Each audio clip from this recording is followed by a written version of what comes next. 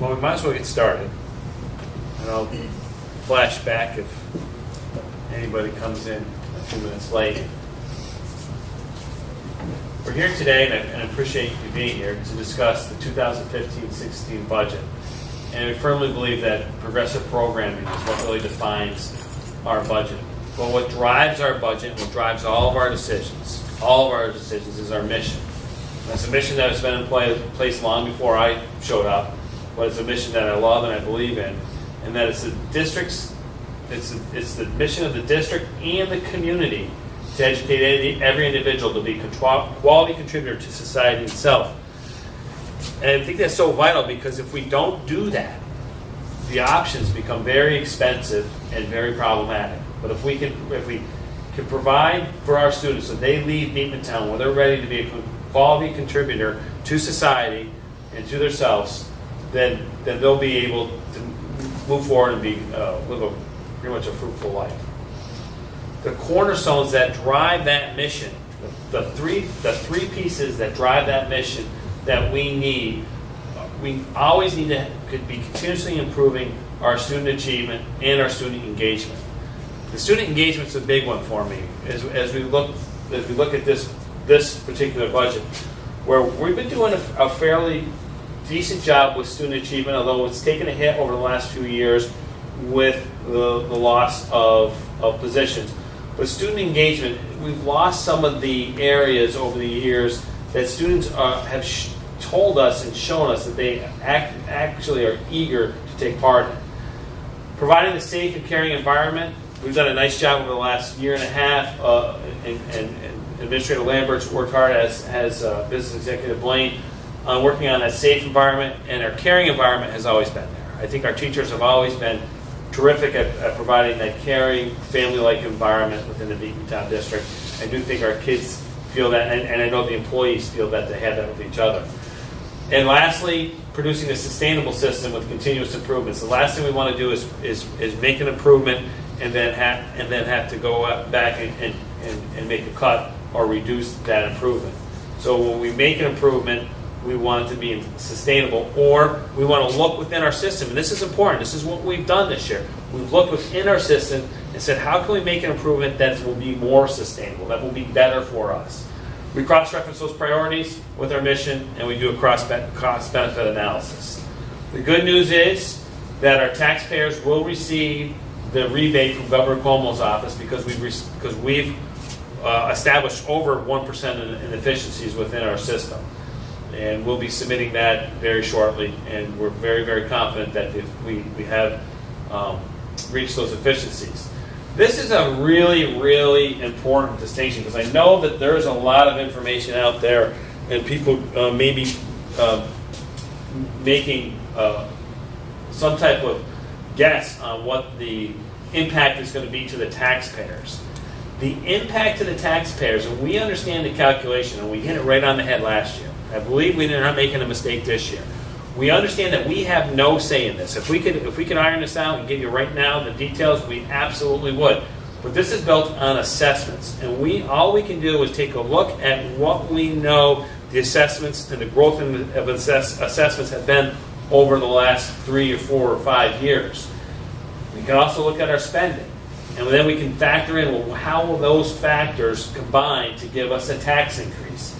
We know that based on our budget, which will be based on our state aid and our tax levy, we know that we're looking at about, my guess is, an 8 cents per thousand increase. However, this is really important.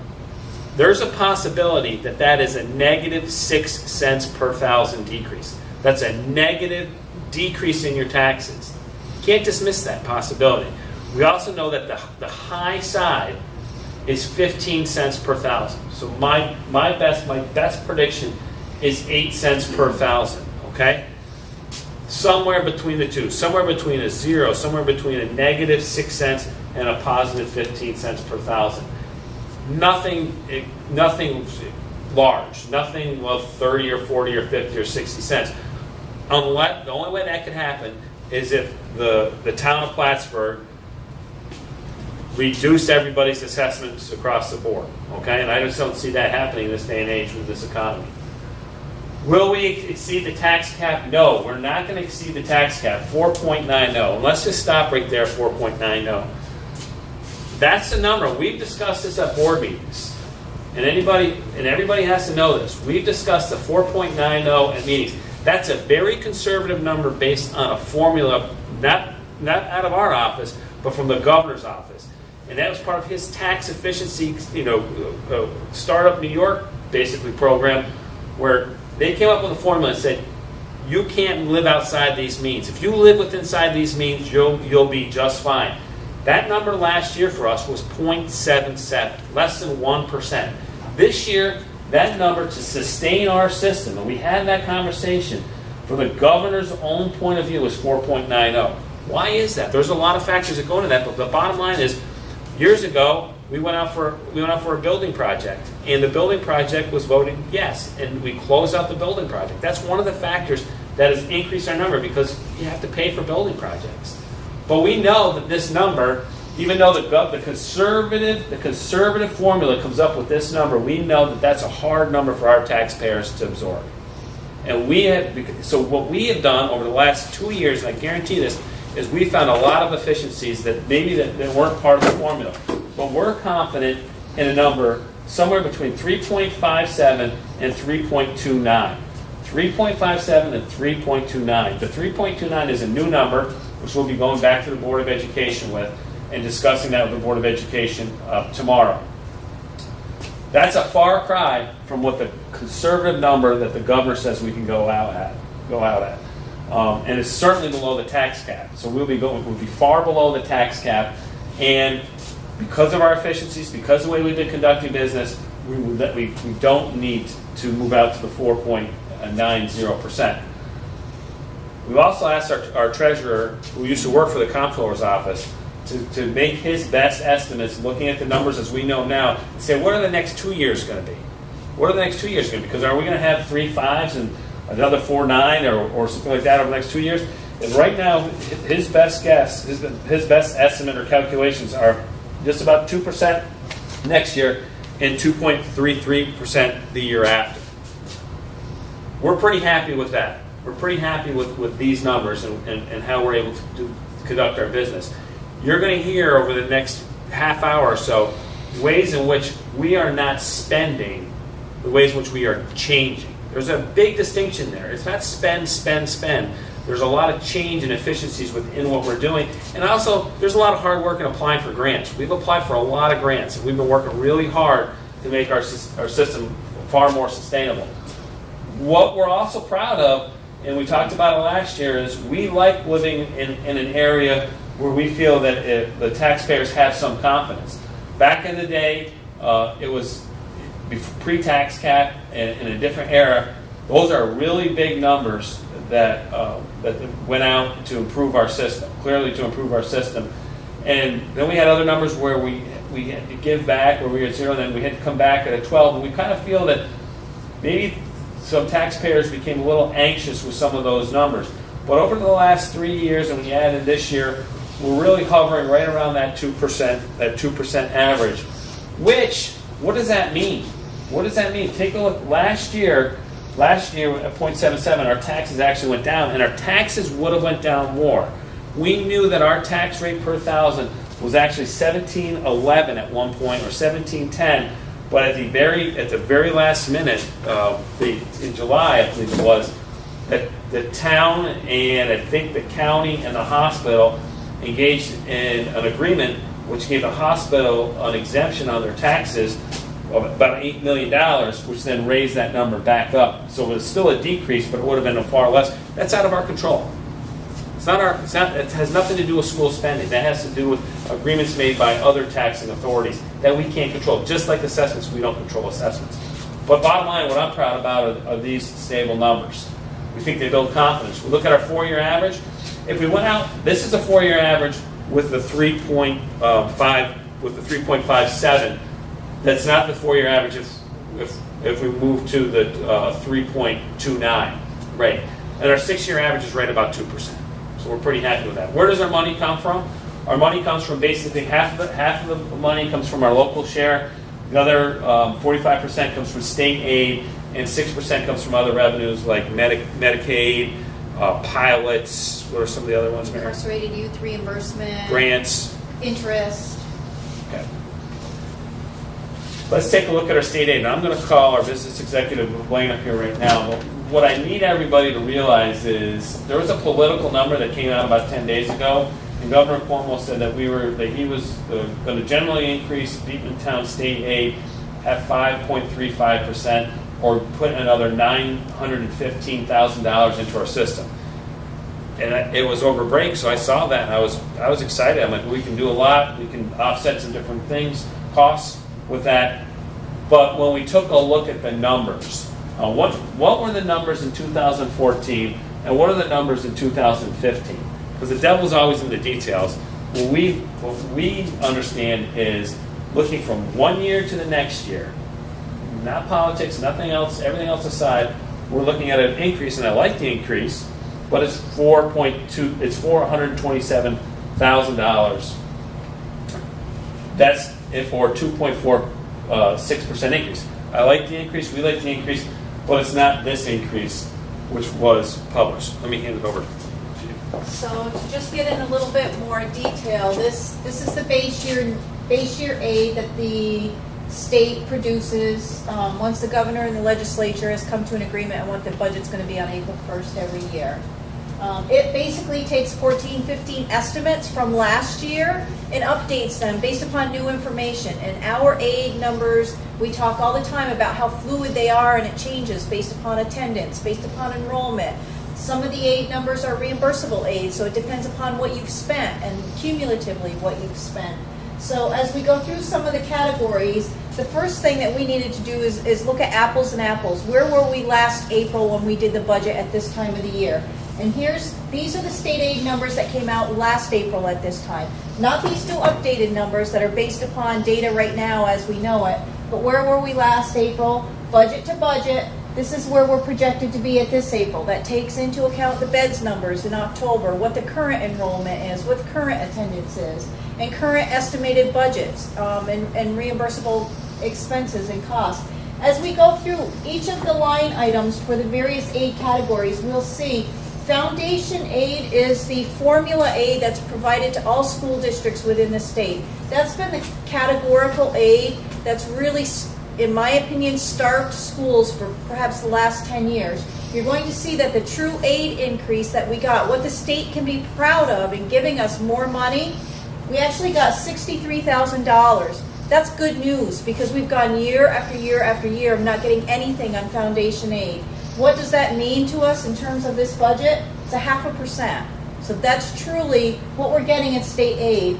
BCS aid, as you know, that's a reimbursable cost, and based upon our projected expenses and budgets, we're fluctuating, budget to budget about $7,400. High cost excess and private cost excess are numbers, again, reimbursable aids based upon services we're providing to students that need additional services, more than just basic services. Those are decreases. And we've done, we can explain that. It makes sense. There's a lot of, as Mr. Mannix pointed out, changing the way we do business, changing the way we provide education to students. And you know that we've brought some programs in-house that were previously serviced out of house or at other facilities. So those all make sense.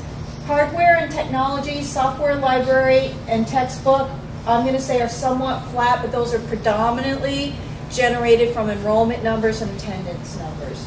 We get down into transportation aid, again, a reimbursable aid. One of the fluctuations there is the reimbursable percent, which you'll see later when we talk about bus propositions. And that percent increases or decreases, again, fluidly with your enrollment and with attendance numbers. And one thing that's certainly not changing is the 109.38 square miles in our district that our buses have to cover and get students here within a reasonable amount of time.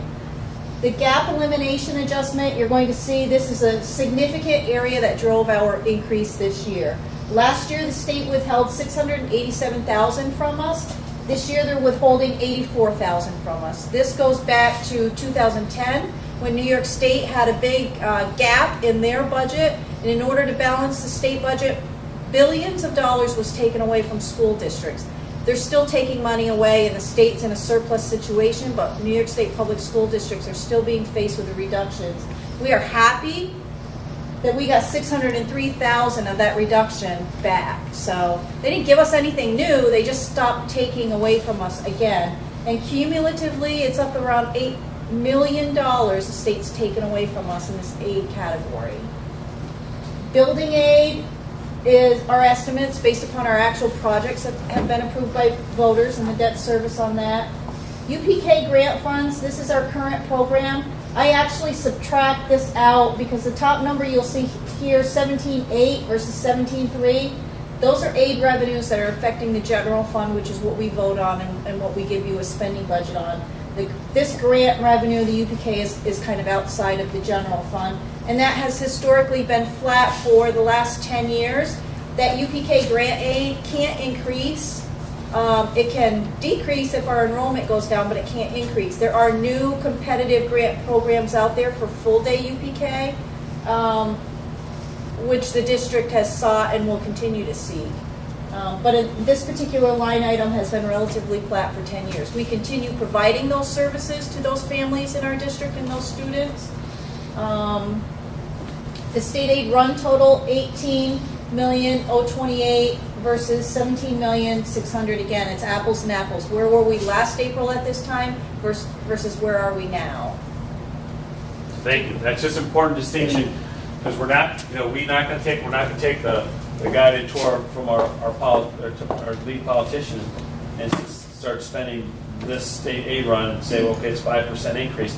It's really not. It's really $427,000 or 2.4% increase, which is a good number. It's just not that number.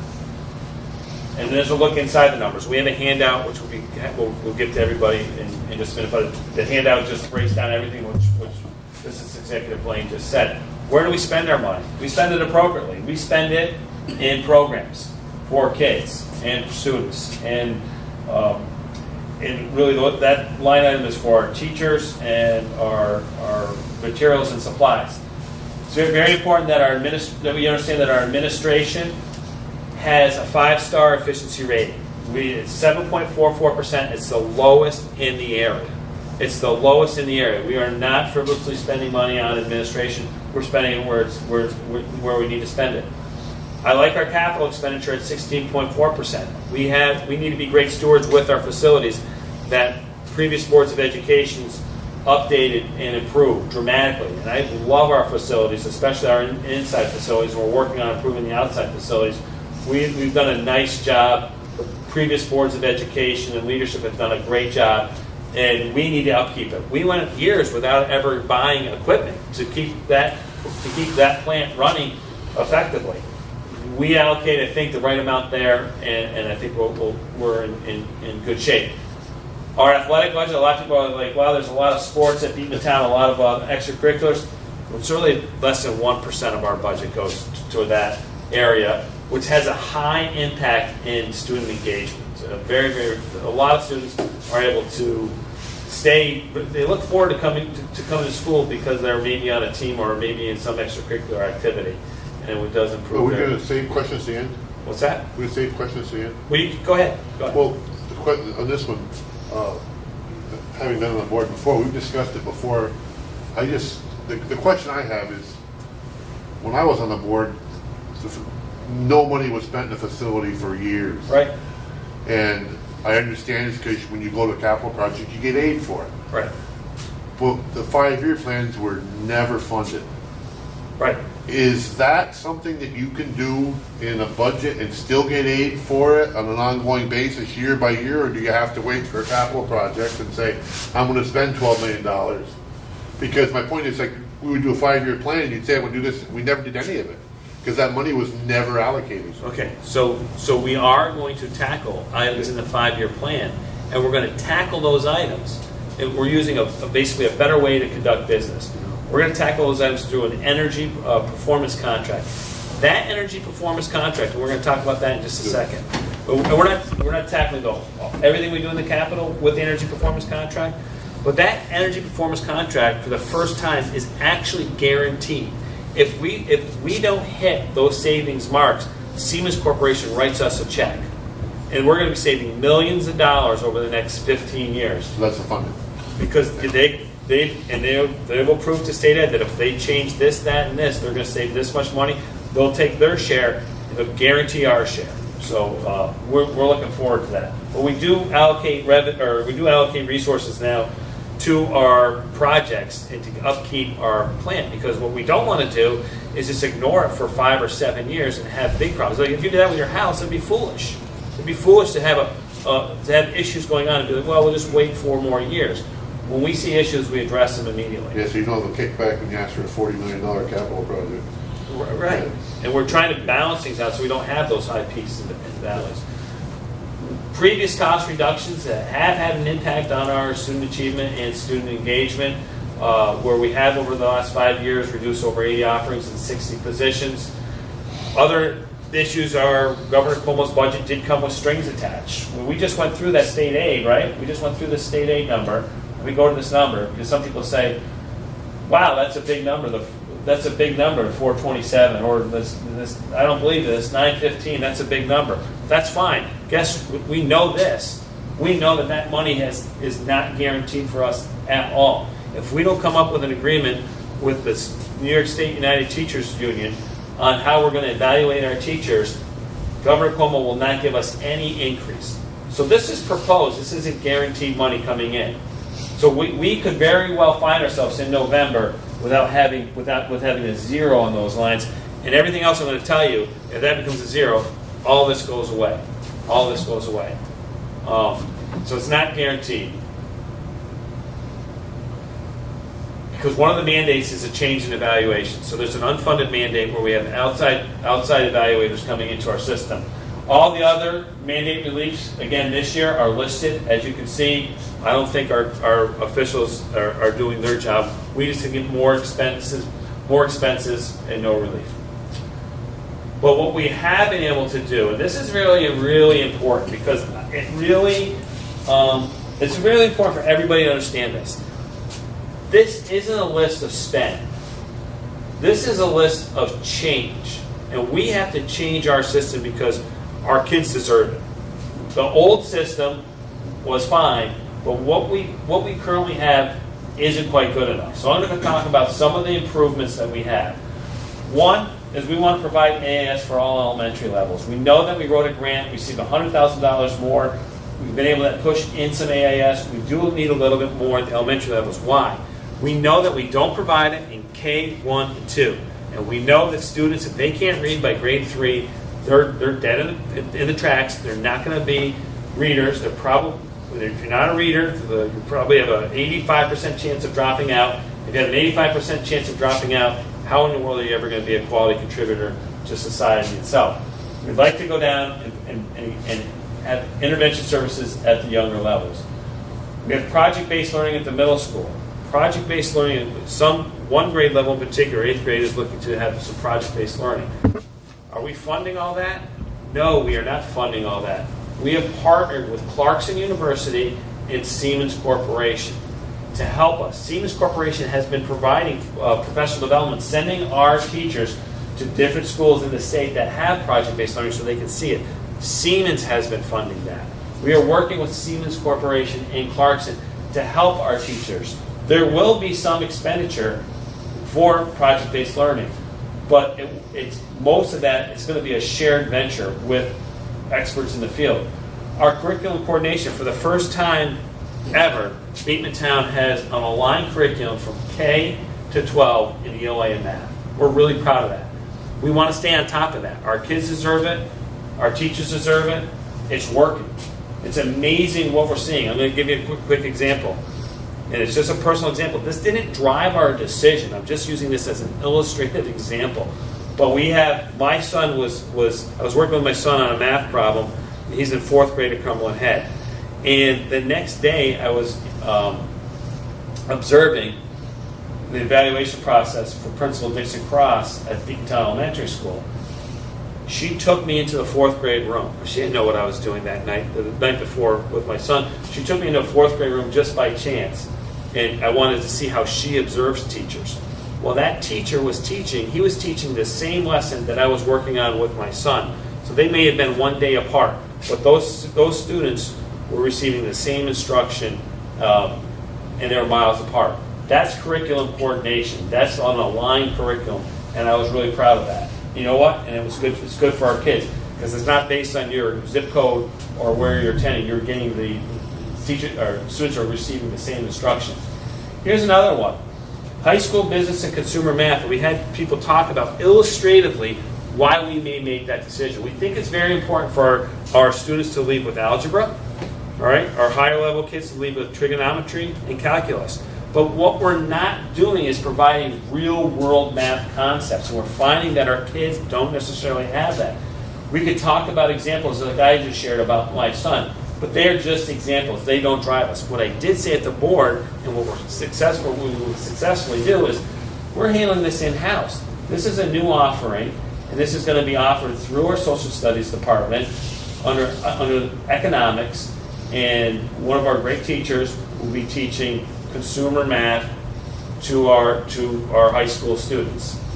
We think it's valuable, so when our students leave, they're a little bit well versed in some of the real world math that they're going to need. Career and technical education. Are we going to fund career and technical education solely by ourselves? No, we're reallocating money in career and technical education. We know that last year we had 103 juniors and seniors, 103 juniors and seniors that wanted career and technical education. And I submit to the Board of Education, if we had 103 kids that wanted to do anything, why wouldn't we look at providing that? We also have to do the math on that. That's juniors and seniors. What about freshmen and sophomores? What about eighth graders? We don't offer career and technical education at Beatontown anymore, and we used to. We used to have a whole wing for career and technical education, and the plan was pretty good. The reason why the Board of Education eliminated that. But then the execution of the plan was flawed, and we never were able to finish an engineering component or whatever the plan was. It wasn't around for that. But we know we have scores and scores and scores of students that want that. So what we can do is we can decrease a BOCES line item to take some revenue and move it over into this line item and fund 2 teachers that can service far more students. And we can have career and technical education in-house. Because again, I submit to you, if we had 206 kids that wanted anything, it would probably be our job to find that for them. Just to kick in on the pre-engineering. Yeah. I was on the board then, and the problem was we were trying to get different schools to pick up different levels, because there's 3 of them. Right. And then Plattsburgh dropped theirs. Right. So that was why it wasn't pursued, because there was nobody else to pursue it with. Exactly. So then the plan we got rid of the career tech, but we didn't get the engineering, which were low level engineering classes, hands-on learning. Makes a lot of sense. I agree with the practicality of it, but the bottom line is the execution wasn't there. And now we're seeing that the kids are. We have a lot of great employees that went through that program that Beatontown offered. And not all of our kids are going to be in that curriculum, regular education. They crave project-based learning or career and technical education. Again, 203 kids. That's about a fourth of our high school. One-to-one technology integration. You can say, oh, that's an expense. That's an expenditure. It's not. What we are looking to do is spend money allocated to Beatontown through the Smart Schools Bond Act, and to the Board of Education's credit and to Administrator Lambert's credit, our infrastructure, the previous Board of Education's credit, our infrastructure is basically state-of-the-art right now, although we do not have a lot of equipment. What we need to do here is we allocate money into this line item, and then through the Bond Act, the state will reimburse us that money, and it will become a cycle for equipment. Okay, so it's an expenditure and a reimbursement. But if you don't spend it, then you can't get reimbursed. That's the way it's supposed to work now. Mr. Levine? Before I didn't understand I wouldn't have understood where you're going with this, but we're paying $10,000 to send a kid to BOCES, but we're only spending $7,700 to put a kid through 12th grade. $12,000 now, BOCES. So God, what savings that would be. That's what we're doing. We're going to save, maybe it's 15 spots we save, which would be $130,000, somewhere in that neighborhood. Trying to do math in my head. Somewhere in that neighborhood.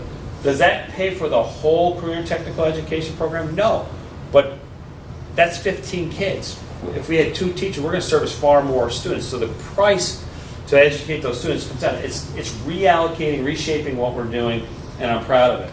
Same thing here. It's spending a little, and we just did this with the Microsoft voucher program, where we spent money on equipment and we reimbursed the money on equipment. Okay, so a good way to do business. That's actually the way Cuomo wants his grants, some of his grants operate, where you allocate money and then they'll reimburse you the money. And one more question. Yes. Sorry.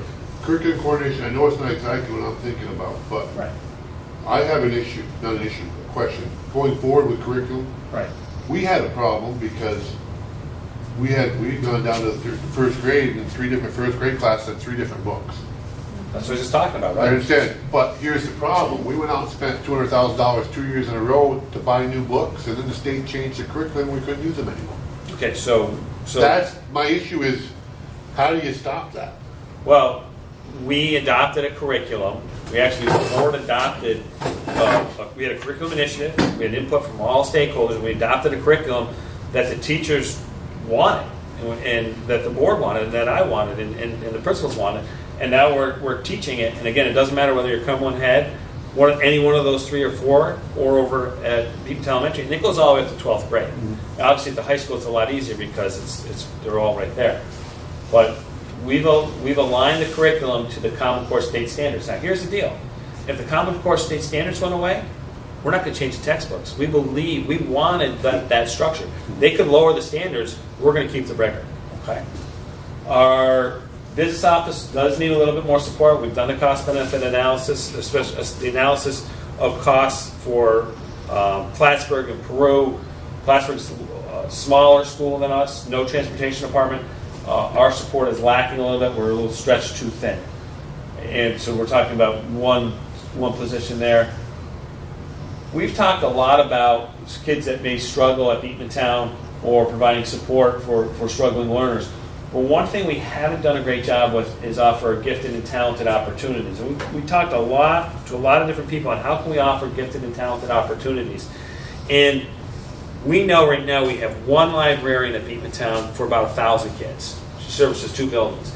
If we had 2 library and media specialists, not librarians, library and media specialists, stationed in both buildings, we can transition kids in, library and media specialists, for some technology-enriched, gifted, and talented opportunities, which we believe will help them, because we do a pretty good job with pushing some of our struggling learners, but we don't do a great job across the board pushing our students that are really doing just fine. If you're doing just fine, it's difficult. We don't have a lot of opportunities for those kids to excel and push through.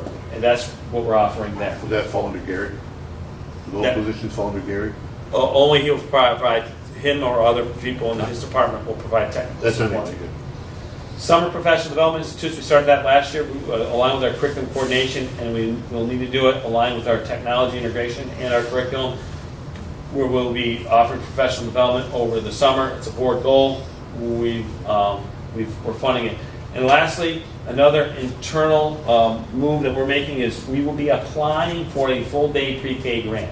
We will be applying for a full-day pre-K grant. What we have to do, the way the grant was set up last year, and it's not out yet, but the board allocates money, you apply for the grant, you show that you can fund the grant, and if you receive the grant, then Governor Cuomo will reimburse you. Because I've talked about that already. That's the way. We currently have 4 half-day pre-K programs where you're looking at the interest. We kind of feel, and we haven't looked at all the numbers yet, we haven't got all the information back, we do kind of feel that it's going to be potentially 3 full-day classrooms funded by a grant. Okay? We have a little bit of funding, the grant has the majority of the funding. How are we doing?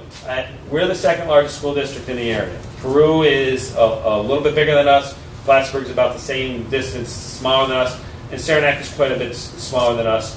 They're the 4th largest school district, and then Sable Valley's after them for the 5th largest school district. But even though we're the 2nd largest school district, our budget is the 3rd largest budget, and if you take a look at Sable and Saranac, they're encroaching on that grid that we just saw right here. The gap for the budget isn't in relation to the students. Sorry about that. You're making me I know, I'm dizzy. sorry. So, I will say it. Plattsburgh has $39 million, and they do a really nice job in Plattsburgh. They also don't have transportation costs. We spend about $2 million on transportation. How do we compare locally? I know a lot of people say, well, Governor Cuomo and others say, wow, the state spends on average about $21,000 per student. That's just about the state average. And we're doing pretty well locally. We're second lowest. Saranac doesn't, all their employees do not earn health insurance. That's a mandate. That's a mandate that we meet. Now it's in our contracts, and it's something that we have to offer employees. We're still at 9% less than the state average, and we're at $19,000. But there's a lot to running a school our size. We're pretty efficient.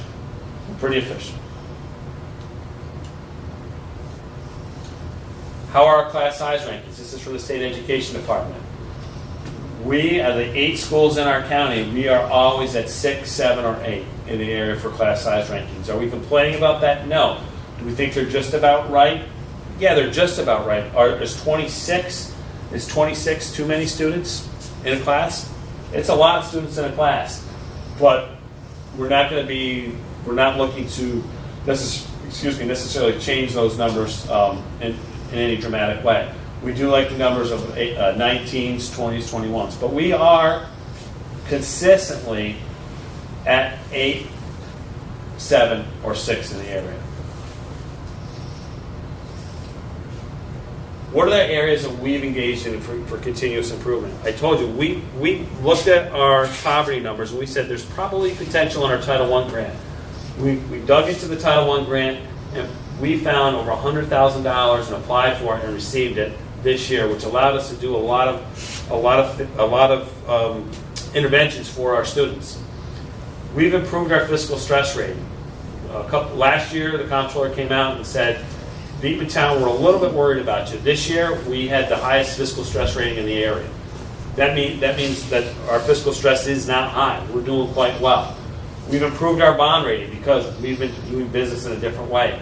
We've been awarded $1.5 million from the Smart Schools Bond Act, which will go to maybe some improvements in infrastructure down the road, but really, because of the great work that's already been laid, really we're talking about technology for students and learning. Our units, we continuously save because we are the first district to move to Plan 2.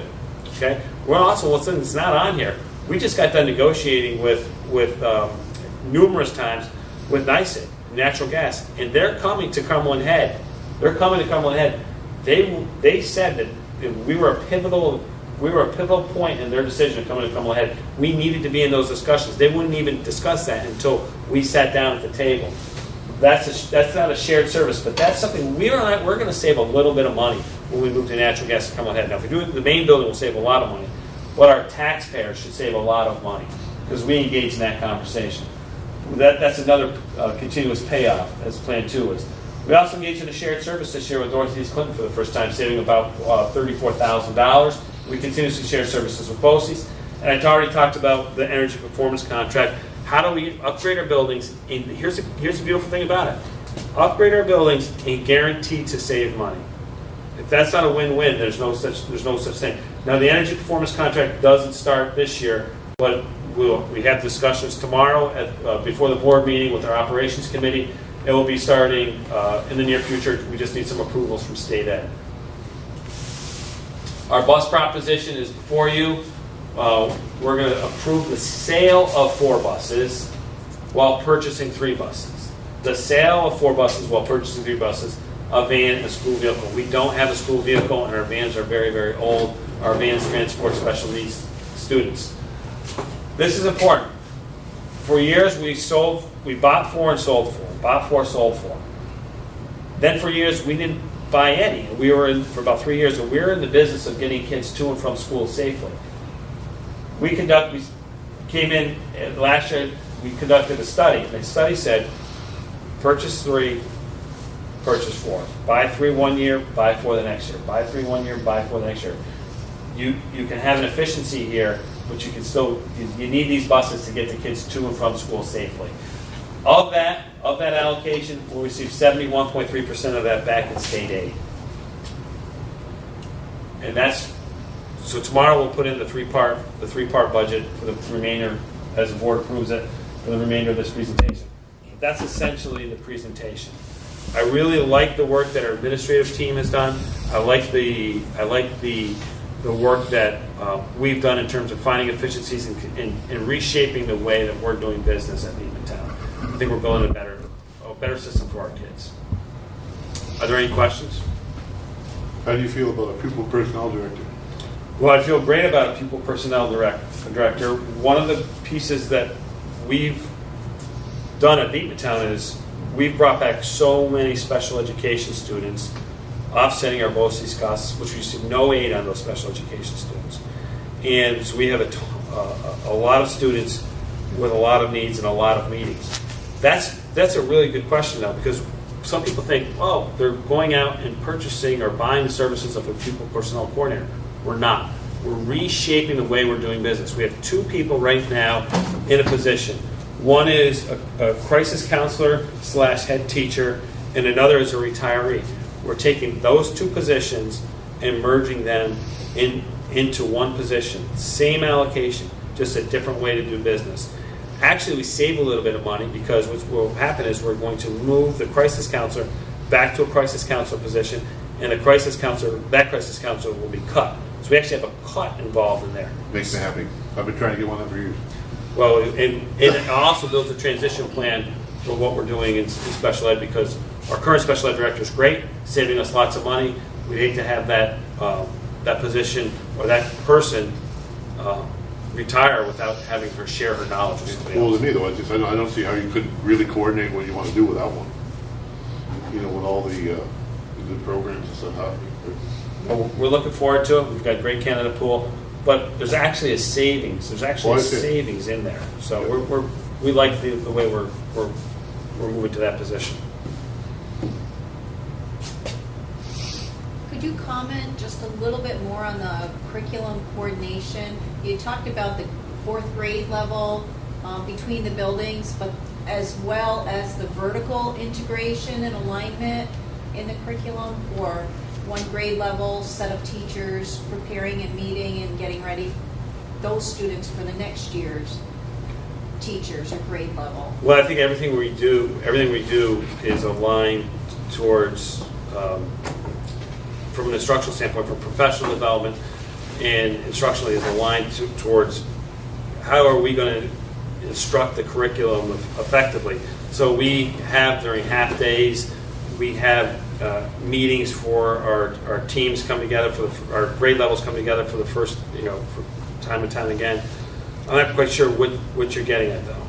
The ability of teachers to work together to prepare students to move from 5th grade to 6th grade or 8th grade to 9th grade. Will they do the mentoring? It's been a new focus with the alignment of the curriculum, as well as the horizontal, all of the grade levels kind of being on the same playing field and progressing. Okay. So I got a question before you answer that question.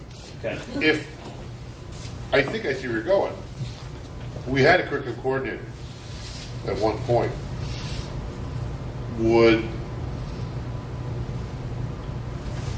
Originally, I thought we should have a combination would be business and curriculum. And I don't know what that position is going to be in business is going to entail. It's got nothing to do with curriculum, is it?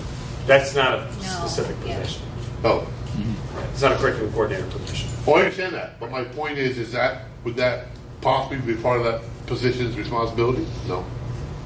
So you're just talking about the teachers. My point is just strictly the benefit for students, for the district to have a curriculum that is horizontally aligned amongst all grade levels within the district, as well as vertically aligned, that each teacher from the grade level, the preceding and the following grade levels, they're coordinating. So the benefits to the students are immensely improved over past years when that integration did not occur. But what's the Let me just give you hierarchy? an What's the example. hierarchy of it though? Is what the point being? I understand what you're saying. Existing teacher, it's existing staff, there is Yeah. no Yeah. new No, staff. it's just to everyone's implement doing this. the same things. But an example of it, just think back to when you were in school. You would go from grade 7 to grade 8. The way that the 7th grade teachers talked about math concepts when you got into 8th grade might be completely different. The way Right. that the vocabulary that they use or the way that they do things with the curriculum aligned through from K to 12, they're using the same vocabulary, the same words. So So you're not you're- relearning. So is this an end run from what happened before, where you'd have a 9th grade teacher saying, "Hey, that 8th grade kid isn't ready for me. Now I have to prep them up." Is that what you're talking about? It does Okay. away with that. Okay. It does I away understand. with that. Yeah, but my point would be, somebody has to coordinate that. I think. I mean, you just can't Well- all be high. John, do this. John. So this may be where you're going. So we are providing professional development time for our teachers to sit down, not only within the grade level, but above the grade level. This is in our professional development plan with people above their grade level. So like, let's just say 7th and 8th grade get the time to meet, but also our 6th and 7th grade receive a time to meet and discuss the curriculum. But it doesn't have, we do not necessarily need a person if the board has adopted and purchased the materials and the administration is on top of this and saying, this is what you teach. Before, you mentioned it was one book here, one book there, one book here. Now it's the same book, so now we've got to provide that same talk, the same discussions within the grade level at both buildings, bring Cumberland Head and Beekman together, or middle school teams together, and then also above each grade level and below each grade level, and let those dialogues happen. It was part of our professional development plan. Well, part of the thing now is also you're saying with technology, your books Yeah, are going to be on tablets in the future. absolutely. I mean, so it's not going to I hope be. so after all that money. Well, we know. Look at what's happened to Barnes and Noble and what's happened to Borders and what's Yeah. happened to these. They've gone to electronic devices themselves. We're one of the last institutions where you walk in and you see kids carrying around a lot of paper. That's not going to be sustainable. And actually, the districts that we've talked to that have moved to a one-to-one initiative, they're saving money on paper. They're saving money on textbooks. We spend $180,000 a year in textbooks. Well, let me give you an example. We have a class. It's a 2-year class, and they applied for a new textbook. I said, before you do that, let me just tell you that we are looking to potentially have a one-to-one initiative. And what would this book cost if it was just electronic? You know what it was? 10%. Half of the cost. Because it'd probably be a lot less than half the cost. They still wanted 40 books because they're going to be the pilot, pretty much testing this theory out. But are we 100% Wi-Fi now? For 100%. Finally. Yes. Thank God. Because I wasn't there when we got there. Yeah. Because finally, But all that's- those years. So that initiative, well, there's a cost to it. We think over time is not only the way that it's going to be. We're going to save money. And districts that have done it are saving money in other areas And improving and engagement. improving engagement. and Do you think we'll ever get to where we require a student, well, the ones who can afford it, to have an electronic device to go to school? Laptop, whatever? I can't see an education system in the future where every student doesn't have that with them, whether you can afford it or not. Because we give poor kids and rich kids textbooks now, and it costs a lot of money. A Chromebook now, which has a computing power of this right here, costs $250. $250. Back when I was teaching, I have 3 or 4 computers in my room, each which cost $2,500. You couldn't buy all the books for kids for that. And then you had to buy the books too. So And the nice thing is, correct me if I'm wrong, Mary, but a few years ago, the state finally allowed districts to use textbook aid to buy technology. Yeah. So that kind of helped We tried kill that. 2 birds with one stone. what were you gonna say? Sorry. You didn't answer your question, did you? He never answered your question, did he? Yes. He did? Yes, absolutely. Okay. Yeah, I heard it speak. She was just kind of underlying it, is what she was doing. I wanted to hear about the benefit for students on the curriculum coordination. And I think a lot of times when we see the bullet points, we just immediately go, oh, it's hiring another person, without really thinking about the intrinsic benefit that was built in for the students, which is what I've heard a lot at the grade levels. The benefit, I especially think- between the 2 elementaries. The other thing too, I think another thing would be helpful when you give you know, when you give a presentation like this, you're saying, you know, we went with a curricular coordinator that cost us big bucks. Now we're not doing that. Yeah, and Now- department chairs. Yeah, yes, so you say, we were spending this kind of money on that, we're not anymore. Right. And if people know that, say, well, we got rid of some higher level people, you know, basically, you know, the stipends, whatever, we don't pay that anymore. You know, you guys don't. And we're still getting a better product. Yeah, and that's my point. That's the part about being, when you say you're saving money, that puts it, they get that. But saving money is one motivator, but day in and day out at school, how are we engaging and retaining these students? And how is that achievement increasing, or where is the growth at the student level? And that saving money isn't motivating those students, it's not motivating those teachers, but what's motivating us is the vision of a leader that we can all follow, that we can all see where it's going, what does it mean, and where are the benefits, and to get over 300 employees on the same page with following that vision, and 2,000 students to follow that. Well, I mean, when I was on the board, I couldn't understand why people didn't understand that a hungry kid isn't going to learn anything. I'm going, yeah, you're giving all these teachers, and you're paying $78,000 a year, and the kid isn't getting any food. He's not eating. How do you know what I'm saying? You got to address everything. You can't just address the education. Well, the kid's hungry, he's probably sleeping at school. And people just, they don't get that. It's funny, but they don't. May I ask a Absolutely. nuts and bolts question? You got it. What is your fund balance? We're allocating in this budget $1.2 million in fund balance. In fund balance. In fund balance. That is opening in the year, or finishing your year. Finishing the years. We still have the 4% in fund balance, and then we're allocating $1.2 million, just like we did last year. Give an example. I think Plattsburgh and Peru. I haven't seen their budgets yet. But Let me ask one question, Go clarity. Sure. You're allocating. Does that mean you're taking 1 point, to a fund balance and putting it into this, putting it into the budget? putting it into the budget. That was the next question. What is your fund balance? So the fund balance with it's 1.2 that we're allocating, and the 4% that we have left. So I'm going to turn it over to you. Yeah, I don't What's the remember number it. of the fund balance? I don't remember it off the top of my head. It's in our audit report. We were a little bit above what our fund balance is, and the state says you can have 4%. We were a little bit above that, So you roughly reallocate. about the 1.2 million above that. It was less than the that we took out. 1.2. So that's right. So the audit showed that we had in fund balance over 4%, which we're legally allowed to keep, and that's what we kept last year, 4%. So Right. Okay. The global budget, I understand. that. But it wasn't 1.2. It was less than 1.2. But we're allocating 1.2. The excess. The excess. The transfer- Any excess is going back into the budget. The transfer is to meet compliance of 4%, correct? You got to get And the programming. And And balance. programming. Yeah, you have to balance use it budget. somewhere else. You can't keep it there. You Well, can't we keep it know there. it's not coming in state aid. Yes. We saw that. And it's over and above the tax cap levy. Like, it's got to come from somewhere. I know, but the to other thing, balance the that. other answer to that question is, we were in trouble before for having over 4%. So Beekmantown is in no position to have more than 4%. I'm going to just say off the top of my head, 2.7 million roughly. Is somewhere around 3 million, give or take, was the number. Okay. A little bit less than that. We're And allocating- this audit report is available? One can find Yeah, it? it's on our website. It's on the website. Yeah.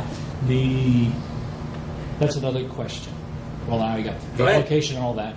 The next question is the pie chart that you showed. Yes. Do you have a line item allocation budget that takes into consideration that entire pie chart? Absolutely. The board has to adopt our three-part budget, and then that will become available for everybody. So you'll have every line. You'll So- see so like an increase. It will be post meeting of approval.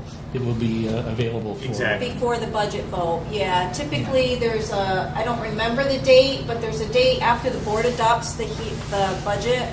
There's another meeting where those detailed reports 15th to are. the 30th. We bring them out to the library and different stores and have them available for people to get. Will you post on the Reports. post Post on the on- website as well? Post on website. Yep. No. Yes. So it'll be available Yeah. before So- that next And meeting. you'll see in that line, you'll see in those, because there'll be literally hundreds of over 100 lines. you're going to see in there, decreases of 4%. You'll see BOCES line increase. Their BOCES admin budget increased over 7%, but you'll see you'll see increases and decreases. Yeah, At the of course. end, what you're going to see is it's very similar to last year, about a 2% increase in spending. The growth has been good. I know I'm a mailman. But it's It's like great. it's in those details where everyone Absolutely. should put their nose. Eventually, the pie chart looks good, and Pie charts are simple. The devil's in the details. Yeah. Exactly. But I think you'll find. So by what date will this line item budget be available? We'll have to board approve it. Well, the board will look at it for the first time tomorrow. We're working on most of the day tomorrow, and then I believe it's going to be approved. We've moved a meeting to Thursday, 23rd. the 23rd, and I believe it will be approved then, and then available then. Because we have a couple other. That's the same date that we approved So both. you can say it's going to be before the end of the month, in any event. Absolutely, Yes. absolutely. Okay. Good. The board adopts the proposed spending plan on April 21st. Oh, we switched that date. To Oh, you the did? 23rd. And then Okay. it'll be in the board minutes that it was approved. Okay. Yep, and it'll be on it'll be on this PowerPoint for our budget presentation later on in May in the auditorium. That'll be the last 3 slides. What is that date? The presentation. We'll rely on May 12th? May 12th sounds right. Yeah, that sounds Yeah. right.